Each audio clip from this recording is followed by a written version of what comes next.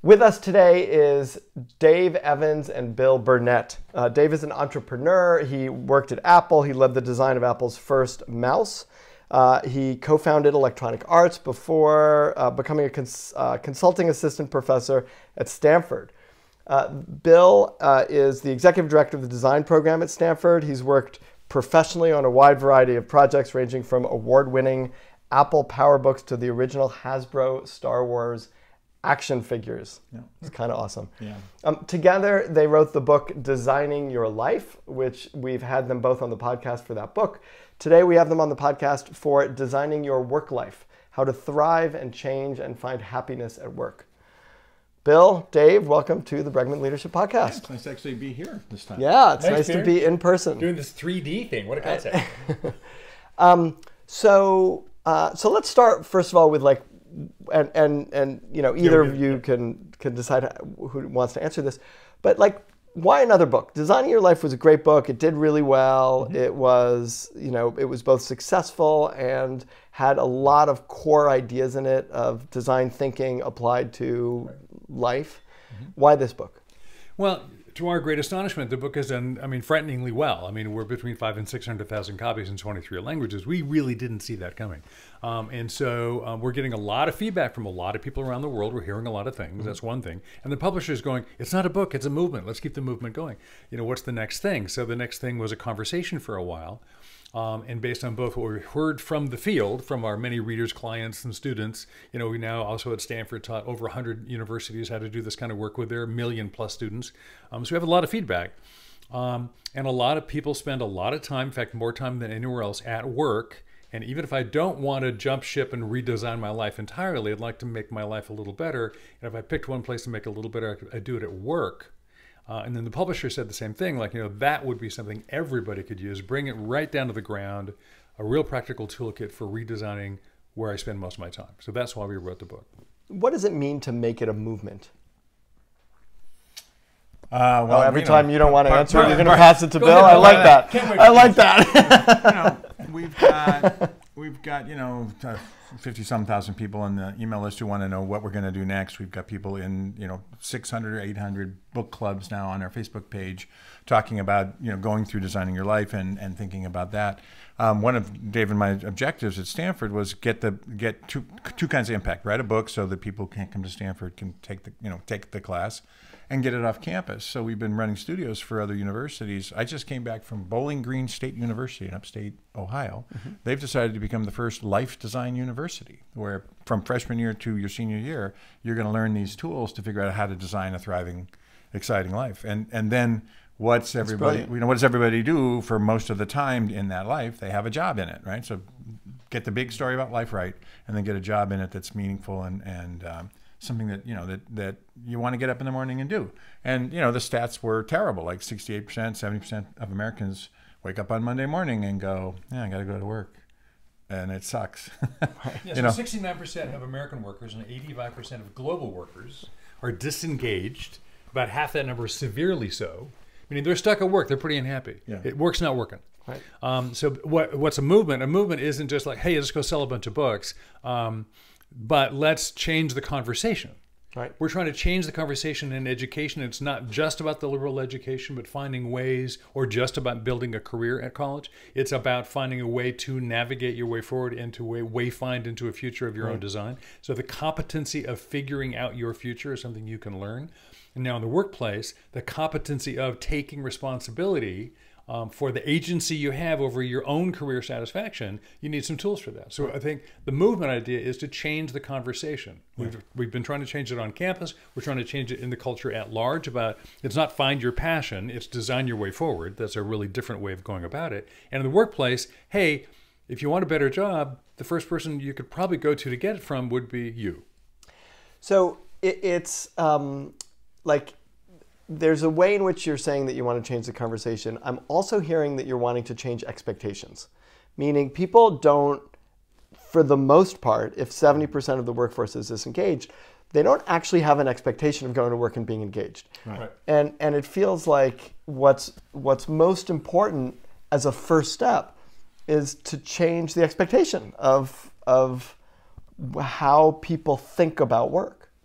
Well, yeah, and also, it's a kind of modern idea that your work is going to somehow be meaningful and you're going to be super passionate about it, right? My grandfather came from, Germany in 1933. Didn't think that Hitler guy just got elected was going to turn out so well. And he worked on any job he could get just to bring his family here and put a roof over their head. Nowadays, people are thinking, maybe work should be more meaningful. Maybe that's where I find my purpose in life. But we want to open that expectation up too, and kind of redesign, like, well, where does meaning come from, and what's the difference between meaning and money, and how do you take the agency that you've got in your own job? You don't need your boss to help you make your job more meaningful. There's a lot of things that we understand about the psychology of how we're motivated that we can use to make our jobs more meaningful. So we try to pack all that in the book so that people had some really simple ways forward. Right. But yeah, to some extent, when you move from a fixed mindset to a designer's mindset, when you move from future's going to come and I'll just take whatever I get, I'll deal with it, to hey, wait a minute, I can change this a little bit. I have agency in designing this future. That really changes what your expectations are, and you become more resilient because stuff's going to happen you can't control. We're not design thinking is not magical thinking. It doesn't suddenly make the world do what you want. But you're more resilient because you have a lot of options and you know how to design your way into many, many options for the future. And that seems to make people happier. So a fundamental core aspect of design thinking is what you said, Dave, which is, it's not just follow your passion. Right. And and even more so, like, you're not going to figure this all out in your head. One of the things that your book did for me the first time was help me in conversations where people are trying to make decisions. And I'm very, very quick now to say, if we can't figure it out in a couple of minutes, you got to go try something. Right. And then see what your experience is and see what feedback you get. Can you talk a little bit about that so people have an understanding? So what is design thinking, which is the modern moniker of human-centered design, which is an innovation developmental methodology. It's one of a variety of problem-solving techniques or methods that the School of Engineering at Stanford teaches. We're in the design program inside the mechanical engineering department of the School of Engineering at Stanford. We teach a rigorous... How do you even remember that? I'm a Stanford prof. I'm really smart. It's just a long sentence I'm used to. But the point being, it's a bottom-up empiricism. So if we can't solve it quickly, then that means that's not a tame problem, well understood, for which there are theories and proven research that knows the answer. And some data. Which is top-down. So a lot of academic work is research top-down. Here's the right answer to a well-understood problem. Right. And when that works, that's lovely. That's great. But all the gnarly stuff is much messier, and it's empirical, so we don't know. We have to go try things. So this is the bias to action. The core of design thinking is prototype iteration, right? So go try stuff. What we call in this book the set the bar low and clear it method. Small steps, and that's core to the way we do things. So the way you move forward, certainly in life and career design, is go empathetically check out what's really going on, learn in person from what's happening in the scene you're considering participating in, and then go start trying stuff, i.e. running prototypes. So in some ways, if I were to actually relate that in very personal ways, like if someone's thinking about marriage, you date first. Yes. Right? If you're thinking about having children, get a dog first. Like do or just dog sit things, for your friend for dog a sit for your friend for a week and like try, and it won't be exact, but if you can't, if the dog starves, then maybe you're not ready to have a child yet. There's actually some work Dan Gilbert's done at Harvard on surrogation versus analysis and decision-making accuracy. And kind of an awful study that was about speed dating, actually. And they asked a bunch of women who were considering going online and researching men that might want to date. We'll give you two choices. We can either give you this thick dossier with a whole bunch of information about this guy, and you can figure out who he is and decide which one of these dossiers you would like to try dating. Or the same group of men, we can give you phone numbers of some women who've recently had a date with him, and you can call them. Which one would you like? And the large majority of people took the dossier because, like, I'm a really smart person. I know what I'm doing. Yeah, because I don't. Here's Ben's off camera, and so Ben, I don't know Ben. I mean, just because he liked her doesn't mean it's going to work for me. Give me the data, I'll figure it out myself. Right. And the correlation between what did I think was going to happen with the person I picked, and what in fact happened, is if I use the analytic data, no correlation at all. I got it wrong every time. Right. If I talk to people, Or I got it wrong sometimes right, but it was random. but totally random. It was no better than monkeys jumping on keyboards. Right. And if I had a conversation with a number of people, even if they were different from me, or like she said he wasn't that interesting, actually I think he might be because I'm pretty sure I'm not you. My ability as a human being to pick up the experience of a human being, because as Bill often says, we are embodied intelligences. We are not brains on transport systems. Right.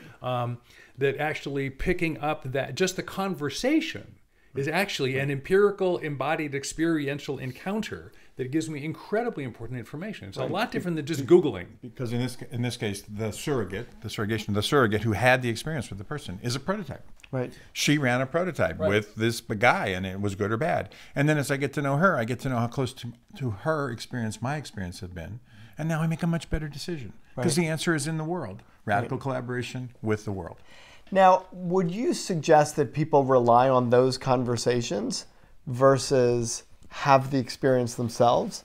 Or would you suggest that that's just part of their decision-making process? Does my question make sense? Yeah, it makes sense. I mean, in the case of the dating thing, obviously, going on the date isn't a prototype. It's the whole thing. It's going on the date. Right. What they're trying to do is make a good decision about which of the 10 people that spend time on. So in that case, the prototype makes sense. There's a lot of stuff, you know, even on the job. Like we say, don't resign. Don't resign and lose your whole network of people that you know here. Just redesign in place. When you move from one job to another in the same organization, you're actually quitting one job and starting a new one. It's a whole reboot. It can be small. It can be really big. We got 4 ways to do it.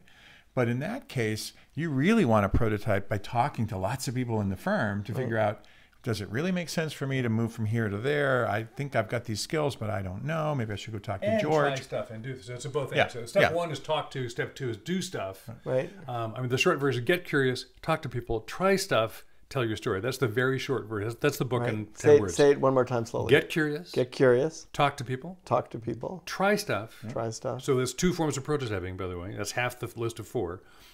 Tell your story. Right. So that you do that, and the try stuff in the workplace is like, so it's not like, oh, go take the GREs, get an MBA, work for 4 years at night on the side, then go try working in the analyst group in finance instead of this marketing sales thing I'm doing, and then go, I don't like it. Right. No, start talking to those people in marketing and sales, and then say, hey, could I do a ride along on a sales call? Would it mind if I sat in on a staff meeting? Right. So do prototyping, even a small project. Can I help you on that? Let me run the numbers on that for you. Right. So you can get wet long before you get the job. Right.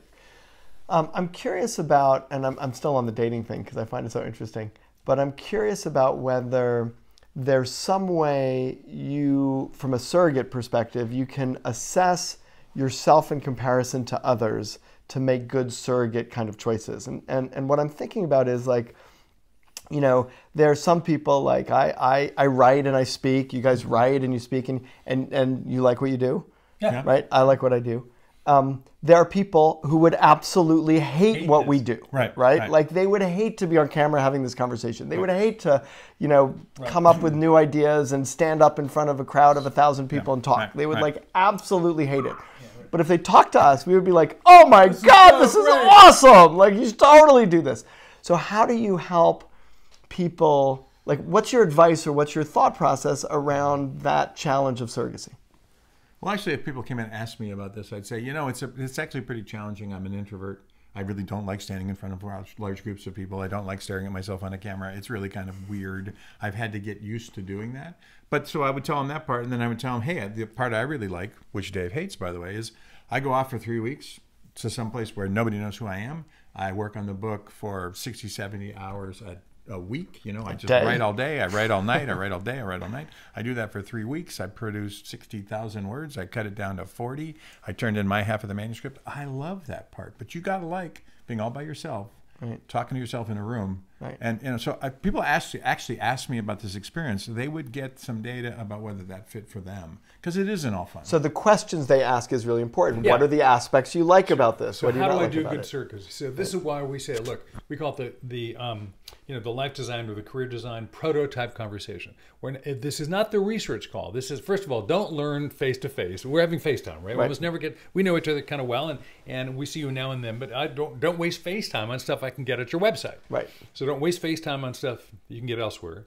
And then when I'm with you, don't just have the content conversation. Well, how much money do you make on this, and what requirements are in the job, and who do you work with? I mean, that's helpful, that's fine. But now, and what's that like for you? What did you used to do? How is it different? How do you make that decision? What's your favorite part? What's the surprise for you? Get the human experience of the story. What's a real day in the life like? And if I hear your story, not just your facts, then I will quickly know, oh, that's really interesting. It's coherent to you, and you are so not me. Right. So my ability to recognize whether or not your story makes, it's going to make sense, right? Because if you're coherent and you can speak well, you're going to tell me a story that makes some sense to you, whether or not it's my story too or not. You're my tribe or not. We call this harmonic resonance. Can you actually pick up on that's a good vibe? Is it mine? I gave some students years ago an assignment, go talk to people and find out what it's like. So 2 young women were interested in dentistry. And one comes back and goes, oh, Dave, thank you so much. You saved my life. This assignment has saved my life because dentistry is horrible. I've talked to 3 dentists. It's awful. I don't want to go there. Thank you. Thank God. So 5 minutes later, here comes Ann in. Thank you so much. So the most important assignment I ever had because, dentistry is fabulous. They're so happy. It's a great field. I can't wait to go. And I kind of go, whoa, whoa, whoa. Neither of you know anything. You met 3 happy dentists. You met 3 unhappy dentists. Dentistry isn't good or bad. It's just dentistry. It's just teeth. Exchange names, go interview the other 3. You now both met 3 happy and 3 unhappy. Then you 2 have dinner and talk about why are the happy dentists happy? Why are the unhappy dentists unhappy? And what does either of those things got to do with who the heck am I? Right. That's what you want surrogacy to do for you. It's great. And what's clear to me also is if you're going to engage in designing your work life and you're going to engage in exploring this and prototyping, you need, of course, my gig is emotional courage, right? The willingness to feel things. But you need the willingness to ask questions, stick with it, probe deeply. Like, it's not a surface conversation about do you like this or not. No. It's like, you have to be willing to maybe a little uncomfortably probe to understand many more specifics. Probably what you'll find is they're more than happy to answer because people tend to like to talk about themselves. But you're asking them for something they have, which is their story, which is different than asking them for a job. Right. It's another good reason that you want to also have an experience. You could have that story and then say, hey, can I just do it? Can I shadow you for a day? Can I shadow this dentist for a day? We've got students who really, really think they want to, go pre-med and and then go to medical school and get a degree. And we say, go talk to some doctors. And they come back and half the time they say, the doctors aren't very happy, but go below that story because a lot of times when people do tell their story, they try to, spiff it up a little. They want to make it sound like it's a pretty good job. And we give them lots of ideas about how you can get to maybe a more vulnerable set of answers than that. And then going in and trying it yourself. Like, one student said, as soon as I walked into the hospital, it just felt like the right place for me. I don't know why. I can't explain it, but my body felt great. And other people can walk into that exact same experience and go. It's an energetic response. It's an energetic response. It's an embodied experience. Yeah. So they have that, and then they have the opportunity to go deeper. To shadow for a day, to do anything. In the case of jobs, you've got this whole organic thing called the workplace. Any job with any company with more than 100 people in it, there's people doing stuff all over the place, and you only get to see a little piece of it because you work with the 3 or 4 or 5, 6 people that you work with, and your boss and maybe your boss's boss, and that's the most you get to see. But if you can start talking to people inside the organization, and even if you're thinking about different kinds of moves you might make, you can really start to not only see where are the interesting people, where are the interesting jobs. I was at Apple when it was much smaller. Apple, I think it's 30 or 40,000 people now. It was 1,000 when you were there. It was 800. Yeah. 800 when you were there, right? So there isn't one Apple experience. I have students who are having an amazing experience with a fantastic boss who's really, mentoring and driving them to their best possible performance. And there are places where they're kind of bored. Right. So it really depends on where you are. But that ability to inquire, start with curiosity, mindsets of curiosity and reframing, figure out what people are doing, ask a lot of questions, bias to action, get out in the world, try some stuff. You don't need your boss's permission to do more work than you've been asked to do. You don't need your boss's permission to add a little something creative to your job. There's a lot of ways to do, what we call a simple cosmetic remodel, and then find yourself in a much more interesting situation than you were when you started. Speak about reframing. Reframing is sort of the power tool of designers, right? Because you're almost never, we've been consultants for years, clients never give you the right problem. I'm sure you've run this as well. They frame the problem too narrow. How often with a client, You say, that's exactly the right question. Right. The first thing out of your mouth, That was exactly perfect. the right question. Let's work on that. Right, and I would actually say that they don't even ask me a question. They ask me for a deliverable. Right. And the deliverable is almost always wrong. Right, it's almost wrong. Right. So it's stepping back, it's looking at the problem from a different point of view. It's really, in our case, you're starting with empathy for yourself. What are my talents and abilities? What does the world need? What is going on in this problem? Why is this relationship either with my boss or the company not working? So you start with empathy, and then you try to figure out, cut through the drama, cut through all the noise. What's really going on here for me and maybe for my boss? And then you can reframe the problem, and you've done it right when all of a sudden, with that reframe, you can think of, hey, there's 5 things I want to try. There's 5 prototypes I can run now. Right. Because the big question is, how do you get unstuck? I'm stuck because it's somebody else's fault. I'm stuck because the job is boring. I'm stuck because ... It's not meaningful enough. Not meaningful. Right. So by politics. Right. I'm 8 months into the job. I'm a brand new kid out of college. I'm not having any impact yet. It's like, all right, well, let's stop. Let's reframe. What does impact mean? Yeah. How do you find it?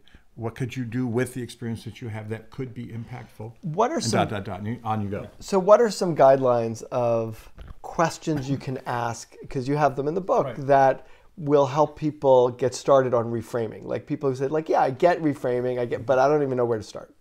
Well, very often we actually have because we've been doing it so long, we unfortunately, both Bill and I, have a deep unconscious competency in reframing. Right. I mean, the honest answer, hey, Dave, how do you reframe? Is I listen to Peter talking for a while, and then I take a quick check on the 17 screens in the multi-cinema in my head, and on one of the screens it says, maybe it looks like this, and it rephrases what you just said, and then I read that screen off of my brain, right, and then I read it back to you, and you go, oh, that's a better way to say it. So just look up at the screen and pick the right one. That doesn't help. That's not a helpful tip, because I've been doing this for 40 years. What we tell people is normally what they're stuck on is either a description of a problem or a description of something that they're going to work on. So like the example in the book is, how do you reframe? So a guy goes, I'm never going to get any appreciation around here. My boss is just a jerk. So his frustration is, I'm looking for feedback. I don't get any feedback. I don't get constructive appreciation or feedback. And my boss is a jerk. He doesn't care. And so the first thing we look for is, very possibly there are errors, factual errors, or melodrama in your framing that if we could take it out, might free it up. So I'll never get any appreciation around here. My boss is just a jerk. So the melodrama is never, right, and just a jerk. I mean, is he really 24/7 just a jerk? It doesn't do anything well at all. Really? So we strip the drama out, like, okay, to date I've had great difficulty in obtaining feedback, and my boss appears committed not to be doing that. Right. Now that's a more objective statement. Like, okay, what can I do with that? Okay, so now, my choices are, is there a way to get it from my boss, yes or no? And if not, then what? So that could actually invite, so where do I go from here? So the framing is, how do I obtain more feedback in a culture that is not normally committed to that and from a boss without that skill? Right. That's an objective question. Now I could actually I could take a personal risk. So what you're doing is you're taking the personal charge out of it. Right. Right? Yeah. Because usually if I'm stuck... You're saying, let's start with a premise that your boss in general, that other people are not jerks. Right. Like as a basic premise. Yeah. Right. Like people generally, some people are jerks. Right. But as a general premise, if we're better off starting to ask the question, if we start with the premise that people are not jerks. And remember, he's just a person. He's got a boss who he doesn't get feedback from, and who thinks he's a jerk. Right. So we're all kind of in this game and taking the drama out and doing the kind of a factual restatement. Now all of a sudden you can say, oh, well, maybe it's not just my boss I could get feedback from, and lots of places I get. There are other places I could go. And it turns out, overstating things doesn't do you any good at all. Right. See, your frustrated emotions, emotional courage, right? Have the emotional courage to recognize, look, you're just mad because you're not getting what you want. Right. Okay, so, now all you need to know is I'm not getting what I want. Right. Now, if I call him just a jerk, I get to blame him. It's his fault. So let me ask you a question, because then the way I would think about it is, one way of doing that is, okay, so if you're feeling frustrated or angry or despondent or whatever it is that you might be feeling, it's probably because there's something you care about that's not happening. Right. Yeah. Right. There's something you care about the topic. Right. So if you a back good you're into not that, getting or a bad you don't want. yeah, Right. and so if you think you deserve it, and you think you deserve it, it's called pain. It's causing you some pain. Right. And so the noise then, is your pain voicing itself. And so maybe the next question is, so what is it that you care about that you're not getting? Yeah. And then you start from there and go, okay, well, how do you get that thing that you... That would be a classic reframe, because you Right. zoomed up a level. You said, okay, this is the situation, but what am I not getting? Right. I want to get better at my job. That seems like a reasonable expectation. To Right. do that, I need feedback on how I'm Right. doing. I'm not getting any. What can I do? You know what it's reminding me of a little bit? Byron Katie was on the show, and she has her 4 questions, right? And her 4, and I'm probably not going to remember them exactly, but it's like when you're stuck on something, the question is it true? Yeah. And then if you think it's true, it's like, is it really true? You know, like ask yourself again if you're saying it's true. Like, is that really true that it's true? And and we have then 2 assessment questions in the book, which are what's going on, followed by what's really going on. Right. I know. I love those questions. That's why I was sort of thinking about it. And then the question of who are you when you believe that it's true? Yeah, that's interesting. Right. Like and I Whose love that. voice is it that says yeah. that? Like Right, when right. like what does it do? What are the consequences to you believing that this is true? Yeah. Right. Yeah. Oh well, I write off my boss, or I do, Right. and, I act like a and victim. I actually I think come I to never work pissed thought off. of them as like reframing questions, but they're actually very good reframing No, that's questions. the reframing process. Absolutely. Because what you just disempowered yourself. Right. You made the problem bigger than it is. Right. You blamed them, which means apparently you're a victim. Right. As opposed to actually, when I am in this, I too do a little coaching like you do, and when I'm talking to a senior executive about something like this, and they're saying that about a whole organization or a division, Right. I say, look, we need to attain executive transcendency. Now, we don't use that term in the book because it's kind of weird. But what I mean by that is, You guys are from I California. ought to objectively be able to float up above the situation, look down on it coolly, Right. and simply describe the facts. Right. You know, but putting out the word about the new corporate strategy for the last 6 months, Right. you know, and this band of idiots hasn't heard me yet. Right. Right. Right. That's executive Right. victimization. So- as opposed to, I noticed that my communication process over the last 6 months has repeatedly not failed, hasn't repeatedly been not not worked. successful. Right.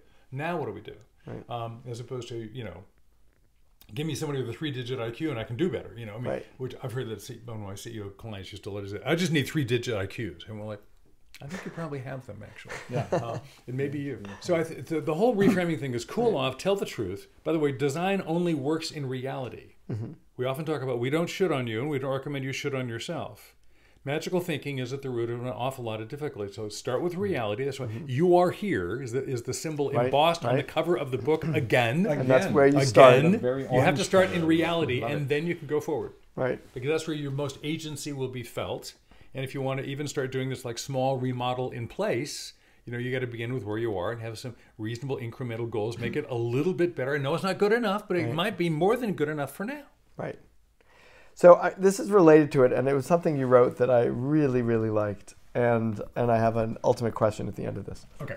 Which I think is a $60 million question. The ultimate question. The ultimate question. So it says, note, beware of being attracted to problems, conflicts, forgotten to-do items, etc. The mind loves to get caught up in that stuff. When that stuff appears, and it will, just tell yourself, I'll get to that another time and let it go. Don't fight it or attempt to resolve it, both of which steal all your attention. Just acknowledge it and then let it go and return to your reflection. Yes, that takes some practice to get the hang of it. So this question of like I see this in people all the time, including myself, That's right? your 7th-day reflection exercise, right? Like, yeah, exactly. And it's and you know, and there's in an organization, there's a problem I'm thinking of, and there's a person who's the problem, and it is so seductive to gossip about this issue and this problem and what's happening and to learn. And so the $60 million question is like, just let it go. You know, like, how do we just let it go? Like that's like I understand how to actively do something. You're both like, you take the mic. Yeah. Like I understand how to actively do something. Yes. But how to stop doing something that is, you know, unbelievably appealing. Yeah. And you know, by human nature appealing, but also, you know, like we're stuck somewhere. Right. Like how do we just sort of let that go? Okay, you can't stop. Right. You can't just, okay. for the next 5 minutes, whatever you do, don't think think of of a a pink blue elephant. horse. Yeah, Pink blue horse, horse. right? I do blue horses, you do pink elephant. I think pink elephants. Now we're going to be thinking of like a relationship between a pink elephant and a blue horse. Yeah, right. So you can't go there. Right. But the key, this is the mindfulness of process, designer mindset. Like, what is going on and where am I? Right. So just be in charge of yourself. And so like, oh, there I go again. And so the key trick, I think, is number one, I get stuck in the rumination about being upset and rehearsing that argument. And I hear that squeaky little hamster wheel thing in my head when I go around and around, say the same stuff over and over again, just get more upset. Okay, that's not helpful. Right. And then I notice I'm starting to do that. I hear that first little squeak because here I go again. Or that same, there he goes again. And I do that same routine. Right. And as soon as I do that, I stop and kind of go, oh no, don't do that. And boom, it's got me anyway. Because now I'm either doing the dumb thing or getting mad at resisting the dumb thing are the same dumb thing. Right. They've got me either way. As opposed to like, just for a quick forgiveness, right? Back in reality. Oh, there I go again. Right. Is there something I can do about that right now? Can I take action on that? No. It's if it's not actionable, it's not a problem. It's a circumstance. Right. So what I need to do now is to redirect my attention by literally physically get up, walk somewhere else, go do something. You know, connect to a different client. I mean, you got to change the channel. Right. Not just somehow rewire. So I've thought about that a lot. So I've thought about the fact that like what you have to do. It's kind of like when I'm meditating and my mind wanders. I don't sit around thinking about why it's wandered or perseverating over what it's wandered about. No. You just bring it back to your breath, right? Yep. You just bring it. So what you're saying is bring it back to your breath. Bring it back. Like bring it back to your breath. Yeah. And if that's a bias to action and a thing you can actually do, a prototype you can build, a conversation you can have, a cup of coffee you can, walk down the hall and talk to the maintenance guy because he knows all the rumors of all the stories of everything that's going on, then you go do that, right? Right. It's just it sounds a little silly to just say if you don't like it, don't think about it. But the way you don't think about it is you redirect your attention to something that. But you're not saying if you don't like it, don't think about it. You're saying if you don't like it, think about something else. Yeah, you have to redirect your attention to something that's useful, something that is actionable. Else. Yeah, right. Yeah, I mean, we use the word generative a lot. We teach generative conversation. We have a chapter on generative quitting. That look. There's a whole lot of deconstruction. There's a whole lot of critique. There's a whole lot of skepticism out there. There's a lot of analysis out there, none of which are really building anything. So as designers, we're maker guys. We want to build stuff. So how is this, the psychologist asks you, how is this serving you now? Right. That's one of Bill's favorite questions in office hours. It's a great question. And as a maker, like what are you building? Right. What are we building now? Right. Right. One question I have is from the perspective of the leader in an organization. Yeah. Mm-hmm. And one of the things that I hear leaders complain about all the time is they are trying to focus the organization in a certain way. They're trying to focus people in work and people. If they've talked to you to give massive traction on their most important work. And increasingly they're finding, and I'm hearing this, that like people are like, no, I don't want to do that work. That's not the right work for me. I'm going to do other work. And they're struggling with, how do I get people to do the jobs I want them to do? I just had a CEO of an organization call me and just say like, I'm trying to teach these managers that even if people don't want to do the work has to get done. They can't just farm it all out.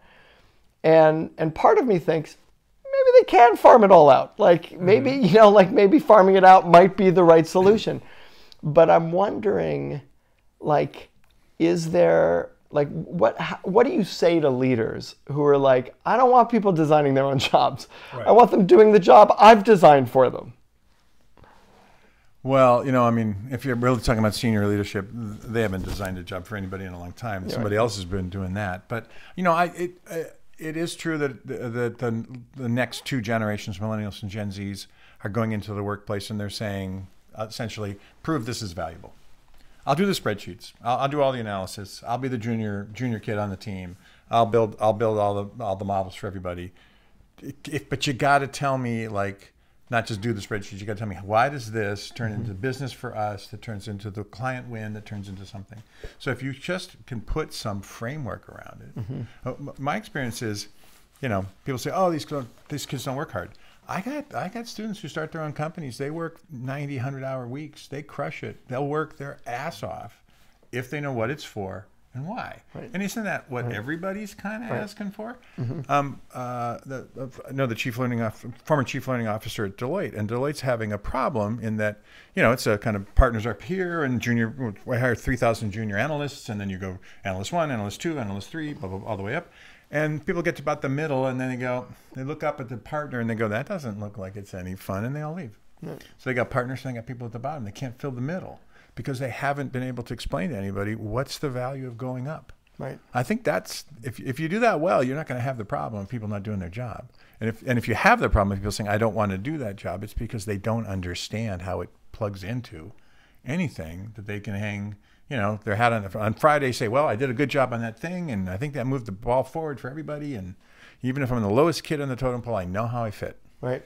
I think we do kind of the research intensive chapter talks about, mindset, grit, and the arc of your career, and ARC standing for the research by a guy named Edward Dici. On what people really want is autonomy, relatedness, and competency. I want to know my work matters. I want to be involved with other people, and I want to be good at what I do. Right. So if you aren't investing in people getting the arc of their career to start to bend toward the direction they want, they're not going to own it. Right. So I'm a leader, and people aren't pulling the oars the way I want them to, hard enough and fast enough. A couple things are going on there.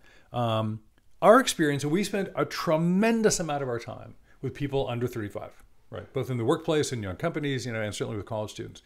And are there some entitled, whiny people out there like, hey, I did this for 10 minutes, I want to be president now? I mean, okay, sure, a few, but in our experience, way fewer than sort of the cartoons would lead you to believe. Right. So what's really going on, but they're also not going to say, I'm just going to suck it up for 20 years until it's my turn. Right. And frankly, I think that's probably healthy. Right. So what's really going on is, look, leaders, you can't just say, because I said so. And this is where, in my experience with executives, especially, in doing change management, the big breakdown is communicating where are we going, why, and how does this relate to that? You got to show me the connectivity between why this matters to this organization and therefore could matter to me. Now, that may not be enough. They kind of go, still, no, that's only 70 and I need 85. It's not on the tomato meter high enough for me to say I'm going to watch that movie. Okay, now we're going to cut a deal. My job isn't to make you happy. My job is to run this company as well as I possibly can. Right. And if you can find a place to be happy here, that's great. Here's the deal. Is that a compromise? Now I can actually clarify the compromise I'm asking you to make. Right. And as a manager, and this is where I think this goes all the way back to the Ken Blanchard situational leadership model, S2 and S3. Right. Nobody does the developmental stages of real coaching and says, how can we contribute to you? How can I help you, Peter, experience some degree of autonomy, identify where you're growing in competency? This is deepening your relatedness to your other employees. I have to have the conversation to help you build some value add out of the stuff that I need done. Right. The compelling truthfulness and the logical veracity of why it's necessary isn't sufficient. Right. Just because it's true doesn't mean it's enough. And because it's changing anyway, maybe it's not necessary. I'll pull hard on the oars and then pull hard on the oars, and then 6 months later, management changed. We're not going that way. We're going this way. Right. Google just did a massive study of what makes high performance teams, and one of the number one things is clarity of goal. I can't be a high performance team if the management keeps changing their mind. So I'm suspicious about the guy who says, why don't they just do what I tell them to do? It's because you tell them to do something different every 6 months. Right. Or somebody else told them to do something different a month ago, and now you're telling them. Or it's ambiguous, and we don't know where we're going, and we don't know how that adds up to anything. And particularly, is that consistent with your experience? Particularly when a company's changing, and we all were going to go this way, and then something bad happened. Now we all have to go that way, or we got bought, or the new guys are going to set a new direction. It's the reason most change management fails is, like you say, nobody. Right. What are we changing from to? Where are we going? Why? I liked my old job. I like doing it the way I did it. Right. Why can't I just do that? And it's like, on the one hand, we started this conversation with, you're raising the bar for what people should expect from work, right? Which is, we're basically saying 70% of the people are disengaged. And actually, that's not okay, right? It could be better. And here's a way to get engaged. Something to happen that probably isn't going to happen. We're saying, in the meantime, you can make this better yourself. So exactly. Get going. We're now ending the conversation, but also talking to leaders basically saying you have to raise the bar on leadership, meaning we're not living in a world anymore where you just tell people because I'm your dad and I told you so. Yeah. Like that's not the world we live in. No. And so that raising the bar on leadership means being thoughtful about, like, recognizing that your workforce is different now. Right. And so, you know, you have a responsibility to actually create an engaging environment that leverages people's, you know, competence and skill in a way where they have autonomy and relatedness. Well, this is leaders having the empathy for both they have to be empathetic to their market, to their end user customer, to their competition, and to their employees. Kind of okay, people don't want careers anymore. Right. They want great lives with a cool career in it. Right. So the conversation really is shifted. Not just like, how do I get ahead? But if I've decided getting ahead is part of what makes my whole life work for me, then how do I get that? Which so it's a broader explains conversation. When you said your book, you know, it surprised you how well Oh, yeah. the book did. That speaks to, you're touching on something that's like very much the zeitgeist of, you know, sort of our culture right now, which is, you know, people want, because people aren't just working to a career, their career is fitting in with their lives and what their lives are. And they're going to be 3 years or 5 years at one place, 2 years or 5 years at another place. Right. My students, if they're 20 now, they're probably going to live to a healthy 100. They're going to be working for 60 or 70 years. Right. You know, this is a long game, and you want to get real good at it. And people are playing it kind of project by project. That's the other thing. Is companies aren't saying, hey, you know, just stick to it, son, and you could be here 40 years from now. It's like, no, they're saying, get the project done. Right. And then we'll reevaluate whether we want you. Right. And then we'll get another project done, another project. Right. I've got 2 people I know who've been at companies for over 20 years. Mm-hmm. One of them it's the Navy. Right. They're not going away. And the other is IBM.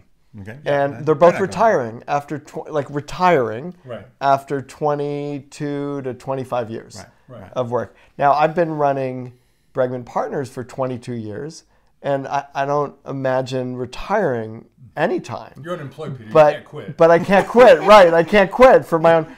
But it's also because I think, you know, entrepreneurs do this naturally, right. Which is constantly redesigning. I mean, you guys have redesigned and reinvented your careers multiple times, right. Right. And like that's sort of the game, right? Right. Nothing lasts forever, and you can't. You know, if you're a smart person, you get bored with something and you want to change it up. Right. And people are, you know, the statistics say they're going to have 15 to 25 jobs. They're going to have 2 to 3 different careers. Right. So getting good at designing your way forward, building the thing you're hoping to, you know, end up with, just seems like it's going to be more resilient. And when the robots come and when AI comes and all that stuff, you look at all the studies, that everybody agrees not on what's going to happen, but they agree that the very last jobs will be jobs with social emotional learning, working back and forth with human collaboration, creativity, and the kinds of things that designers learn to do from day one. So learn to design. You'd be more resilient. We've been speaking with Bill Burnett, Dave Evans, who have written the book, most recently, Designing Your Work Life, How to Thrive and Change and Find Happiness at Work. You guys are doing awesome work. It's so fun to have you over at my house to actually do this in person and to have you on the Bregman Leadership Podcast. Thank you so much. Thank you. Thank you.